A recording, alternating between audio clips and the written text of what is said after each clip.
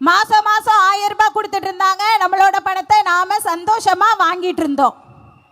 ஆனா அனைத்து மகளிருக்கும் உரிமை தொகைன்னு சொல்லிட்டு அது என்ன 1,31,00,000 பெண்களுக்கு மட்டும் அதை தரணும். அந்த இடத்துல தான் ஆளுங்கட்சி மகளிரை வச்சு அரசியலே பண்றாங்க.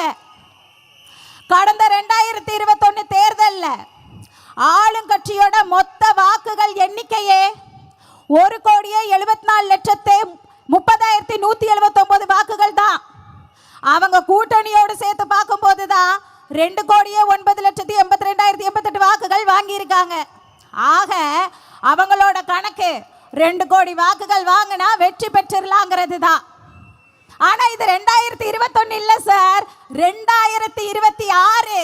நாங்க தமிழக வெற்றி கழகம் களத்துல இருக்கோம் சார். இவ்வளவு யோசிச்ச அவங்க தமிழகத்துல மகளிர் உரிமை தொகை வாங்காத பெண்கள் மட்டுமே 1,20,00,000க்கும் மேல இருக்காங்க.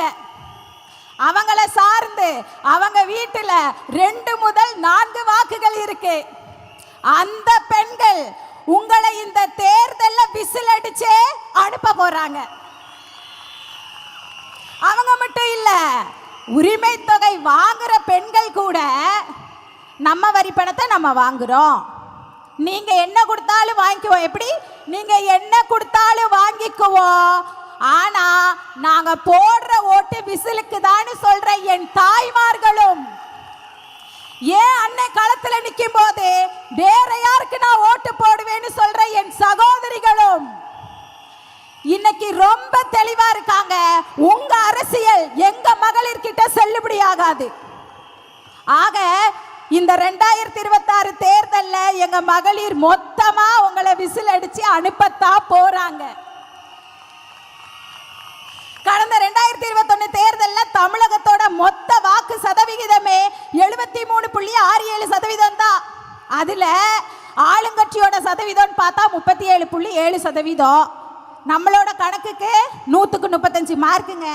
100க்கு 35 மார்க்குங்கிறது நல்ல மார்க்கா? சூப்பர் மார்க்கா? ஜஸ்ட் பாஸ் தானே. போன தேர்தலில் எங்க மக்கள் உங்களை ஜஸ்ட் பாஸ் பண்ணி விட்டாங்க. ஆனா இன்றைக்கு தமிழக தேர்தல் களமே தமிழக வெற்றி